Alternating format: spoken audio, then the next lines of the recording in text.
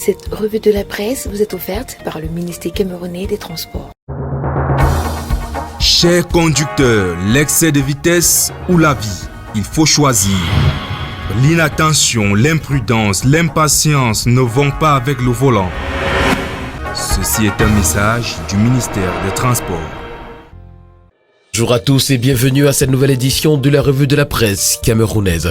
Commençons ce matin avec le journal Le Pélican qui, s'agissant de la chefferie supérieure de Bangou dans la région de l'Ouest, nous renseigne que Sa Majesté Tiou Tayo Arnaud est le nouveau chef supérieur. Le bi-hebdomadaire L'épreuve qui en parle également ce matin titre à sa grande une, le ministre Atangandi siffle la fin du désordre à Bangou. Sa Majesté Tiou Tayo Arnaud est le vrai chef supérieur. Le ministre de l'administration territoriale Paul Atangandi vient de signifier officiellement au préfet des Hauts-Plateaux, selon le testament laissé par le feu chef Tayo Marcel après 39 ans de règne et les notables, c'est Tiou Arnaud le nouveau guide du peuple Bangou. Le quotidien Mutation parle de décentralisation ce matin et titre « Les maires à la diète ». En conclave hier à Yaoundé, le bureau exécutif du CVUC dénonce les freins au transfert des ressources et compétences. L'information ce matin, vous l'aurez en page 3. On parle de radicalisation ce matin en petite une. La grève des enseignants s'enlise et puis désignation d'Im Dika, le nouveau roi des Aquas et puis Parlement, retrouvant le mélodrame Nyat Cavaillé. Le quotidien bleu d'Aman Mana, le jour pour sa part ce matin, parle de la grève des enseignants à sa grande une et nous présente les solutions de Jean-Michel Nitieux. Ces solutions sont à retrouver ce matin à page 4. Les stagiaires de la CAN n'ont pas été payés, nous renseigne ce matin en petite une le quotidien Le Jour. Ils ont réclamé leur prime en manifestant à Douala. Et puis s'agissant de la vie chère, le prix du pain augmente. Après de nombreuses semaines de bras de fer, le gouvernement a fini par céder aux revendications des boulangers qui n'arrivent plus à joindre les deux bouts. Le magazine Défi Actuel pour sa part ce matin parle également de la dette due aux enseignants et nous renseigne comment l'État va payer la facture. Réaffectation de certaines dépenses budgétaires, emprunt obligataire, accord de prêt, recours à la SNH et bien d'autres. Plusieurs options s'offrent au gouvernement. Les assurances du ministre des Finances sont à retrouver ce matin dans les colonnes du journal Défi Actuel qui parle également d'entrepreneuriat. Le groupe SABC lance l'édition 2022 du prix Pierre Castel. Et puis TIC, Silicon Mountain, l'État offre 1 an d'internet gratuit aux startups. À la grande une de l'hebdomadaire L'Essentiel ce matin, revendication des enseignants, rattraper le temps perdu. Timidement, certains enseignants ont repris le chemin des classes à la suite des mesures présidentielles annoncées la semaine dernière. Mais bon nombre d'entre eux qualifient ces mesures de cosmétiques et n'entendent pas mettre fin à la grève. Le gouvernement continue de se déployer sur le terrain pour expliquer la mise en œuvre des directives présidentielles. C'est le cas du ministre du Travail qui continue les concertations de celui de la fonction publique en visite de travail ce jour à Douala, à l'école normale supérieure de l'enseignement technique, l'ENSET, ou de celui des enseignements secondaires en discussion avec les syndicalistes. Le dossier de L'Essentiel consacré à cette affaire ce matin est à retrouver des pages 3 à 5.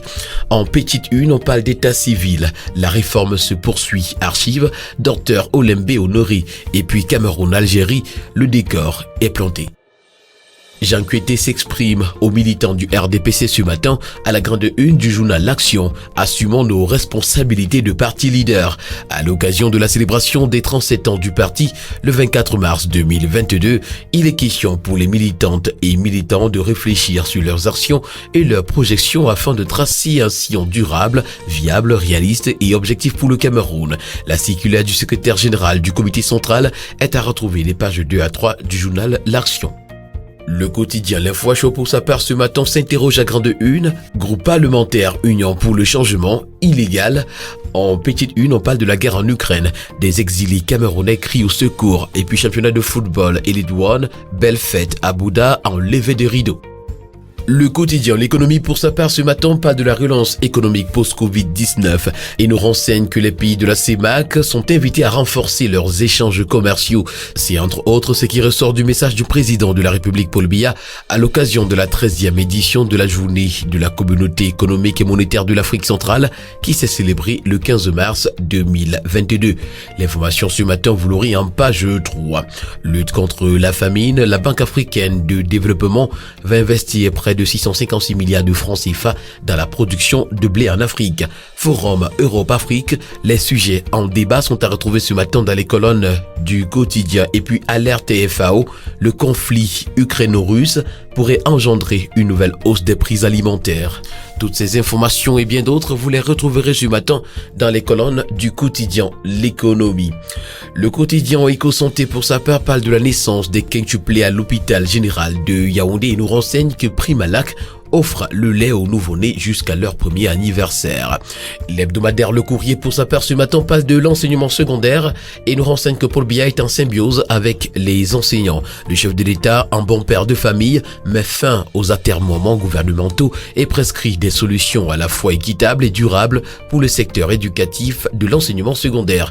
L'information ce matin, vous l'aurez en page 4 de l'hebdomadaire Le Courrier qui nous fait également des révélations exclusives sur l'affaire Bakassi en haut de une. Terminons ce matin avec le quotidien qui, s'agissant de la campagne de dépistage volontaire et gratuit des pathologies de la vue, titre quand bien conduire rime avec bien voir. Et puis École normale supérieure, le Minfopra Joseph Lé fait le tour des amphis pour expliquer la nouvelle norme. Mesdames et messieurs, voilà qui met un terme à cette autre édition de la revue de la presse. Merci de l'avoir suivi et rendez-vous demain pour une nouvelle sortie. Bonne journée à tous.